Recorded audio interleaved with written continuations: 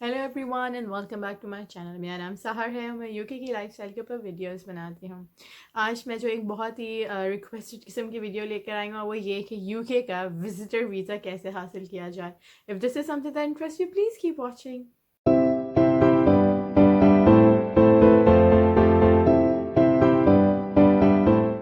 अच्छा, सबसे पहले कुछ भी करने से पहले मैं ये यहाँ पे एक डिस्क्लेमर दे दूँ कि मैं कोई इमिग्रेशन सोलिसिटर या लॉयर नहीं हूँ।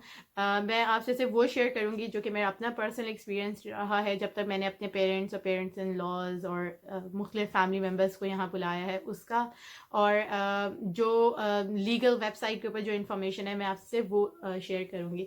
तो अगर आप खुद जो है वो इन्फॉर्मेशन पढ़ना चाहते हैं तो इट्स वेरी सिंपल। मैं वो वेबसाइट नीचे लिंक डाउन कर दूँगी। गवर्नमेंट ऑफ यूके की वेबसाइट पे सारी डिटेल्स मौजूद है और मैं आपको वही सब चीज़ें बता रही हूँ और इसे समझाऊंगी थोड़ा सा कि इसको किस तरह जो है वो प्रोसेस करना चाहिए। अच्छा, सबसे पहले तो कि विजिटर वीज़ा जो है वो अप्लाई किसे करना चाहिए अगर आप यूके में विजिट करने के लिए किसी भी मकसद के लिए आ रहे हैं और आपको थोड़ा सा काम है, यानी कि आप 6 महीने के अंदर अंदर वापस चले जाएंगे तो आप विजिटर वीज़ा अप्लाई कर सकते हैं। पहले बहुत सारी डिफरेंट टाइप्स के वीज़ास मिल जाते थे शॉर्ट टर्म, अब वो सबको कंबाइन करके एक स्टैंडर्ड जो है वो विजिटर वीज़ा बना दिया गया है।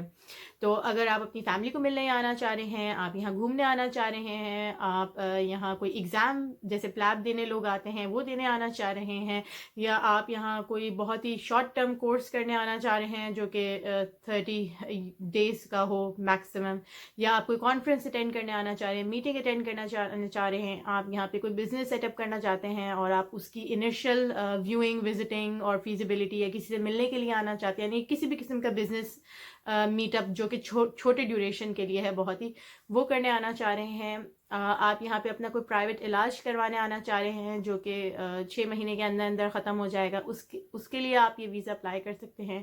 आप कोई आर्टिस्ट हैं, आप ये किसी परफॉर्मेंस के लिए आ रहे हैं, आप कोई स्पोर्ट्समैन हैं, किसी कंपटीशन में हिस्सा लेने के लिए आ रहे हैं, तो ये सारे के सारे वीज़ाज आप कंबाइंड होके एक शॉर्ट टर्म जो है वो स्टैंडर्ड विजिटर वीज़ा में कन्वर्ट हो गए हैं। ये वीज़ा 6 मंथ्स के लिए मिलता है।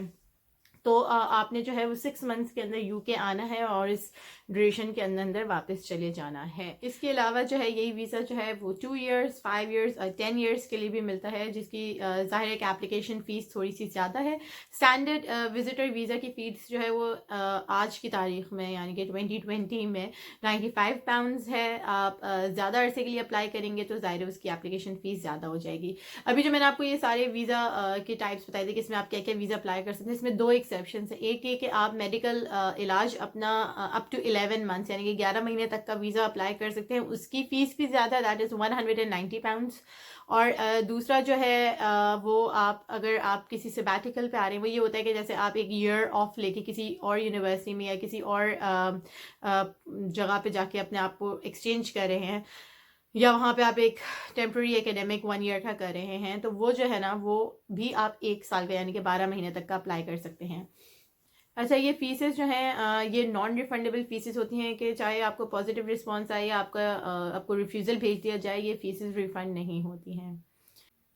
अच्छा, दूसरी हम एलिजिबिलिटी के ऊपर बात कर लेते हैं। तो बेसिकली आपने दो चीज़ें दिखानी है। एक, नंबर वन ये कि आप यहाँ पे टेम्प्रेरी तौर पे आ रहे हैं और आप वापस चले जाएंगे, तो आपको अपनी जो भी आपकी होम कंट्री उससे क्लोज टाइज जो हैं वो दिखाने होते हैं। दूसरा ये कि आप अपने आप को सफिशेंटली मेंटेन कर सकते हैं, यानी कि यहाँ आने का, रहने पीने का, खाने का, आने जाने का, टिकट का आप खर्चा उठा सकते हैं। तो अगर ये दो चीज़ें आप प्रूव कर देते तो there is like no reason कि आपका वीज़ा जो है वो रिफ्यूज़ हो।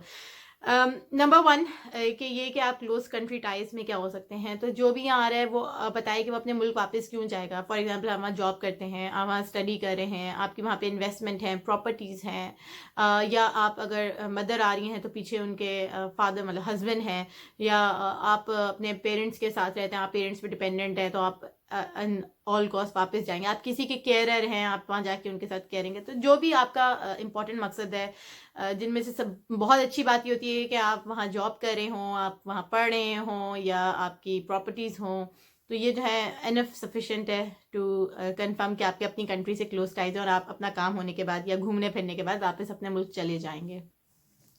दूसरा जो है वो ये कि आप अपने आप को सफिशेंटली आप मेंटेन कर सकें। उसमें ये है कि आप ज़ाहिर है आने जाने का ख़र्चा उठा सकें, यानी कि आप प्लेन का टिकट ख़रीद सकें, आप यहाँ रह सकें, और आप जो है अपना क्या कहते हैं यहाँ पे जहाँ जगहें घूमनी है उनके टिकट अफोर्ड कर सकें, आने जाने, टैक्सी, खाने पीने, ये सब चीज़ें। अच्छा ये कितने पैसे होने चाहिए, ये थोड़ा सा कंफ्यूजिंग क्वेश्चन होता है। There is no like right and wrong answer to it. जो लोग यहाँ रहते हैं वो इस बात का अंदाज़ा लगा सकते हैं कितने पैसे काफ़ी होने चाहिए।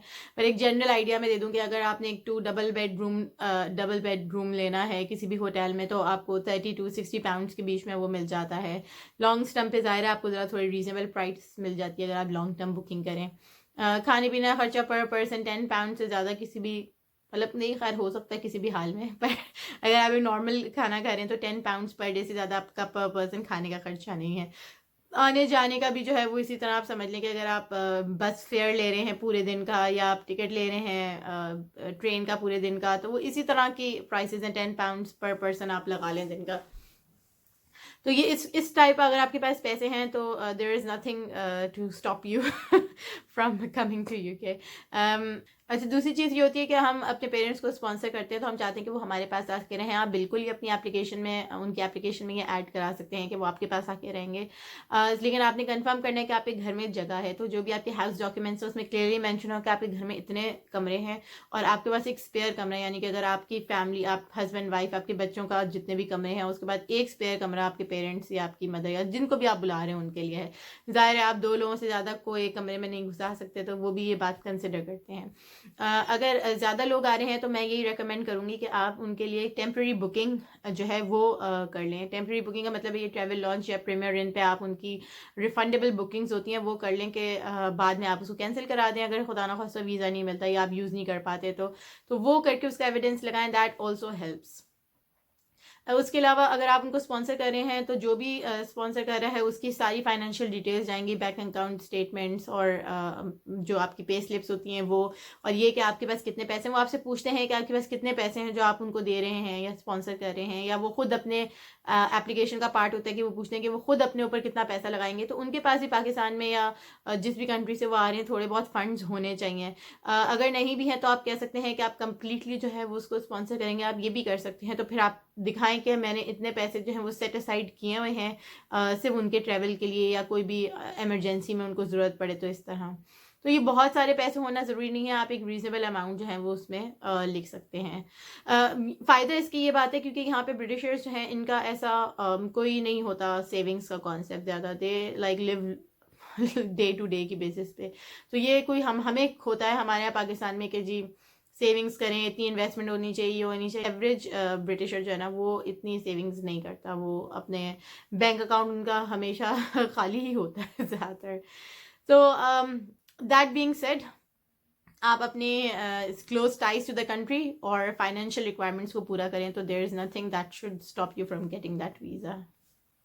अब थोड़ा सा डिस्कस कर लेते हैं कि सारा प्रोसेस क्या होगा। Process is very simple. अब ऑनलाइन एप्लीकेशन हो रही हैं तो आप जाके ऑनलाइन जो एप्लीकेशन स्टार्ट करें। आपको एक वैलिड ईमेल आईडी चाहिए जिसके ऊपर सारी कॉरेस्पॉन्डेंस आए।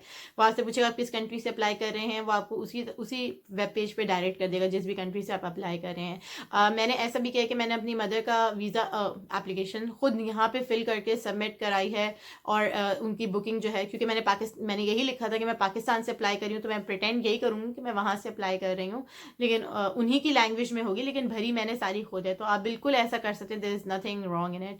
उनकी डिटेल्स, उनकी सारी एक्यूरेसी, आपको उनकी ज़ाहिर सारी पासपोर्ट की डिटेल्स आपके पास होनी चाहिए, आईडी कार्ड की डिटेल्स होनी चाहिए, पेरेंट जो भी एप्लीकेंट है उसके पेरेंट्स की डेट ऑफ बर्थ और उसकी डिटेल्स होनी चाहिए। फिर ये कि उनका फाइनेंशियल सर्कमस्टांसिस का एविडेंस जाएगा। अगर आप स्पॉन्सर कर रहे हैं तो आपके फाइनेंशियल सर्कमस्टांसिस का एविडेंस जाएगा।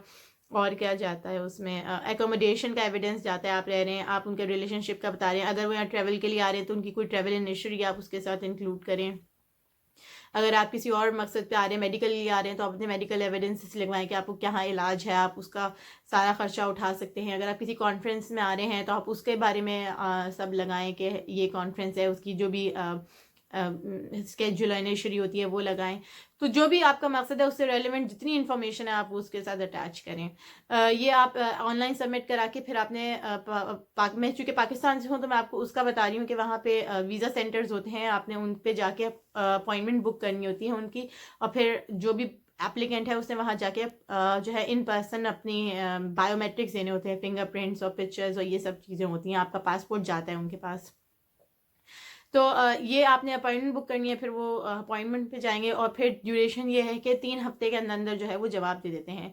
अभी लेटेस्ट अपडेट 2020 की ये है कि कोरोना की वजह से ऑफिस बंद हुए हुए थे, लेकिन 27 को पाकिस्तान में VFS ग्लोबल या जेरीज भी कहलाता था, वो जो है उनके ऑफिस खुल गए थे, तो उन्होंने जो है आहिस्ता आहिस्ता वर्कलोड को अब कम किया है। तो अब अपॉइंटमेंट्स मिल रही हैं, आप ऑनलाइन ही अप्लाई करें, इंशाल्लाह you will be able to find an appointment. बड़े सेंटर्स पे मिल रही है, यानी कि कराची, लाहौर और इस्लामाबाद पे ही अभी उन्होंने अपना ऑपरेशन रिज्यूम किया। इसकी मेरी एक सेपरेट वीडियो भी है, तो इफ़ यू वांट तो you can check that out.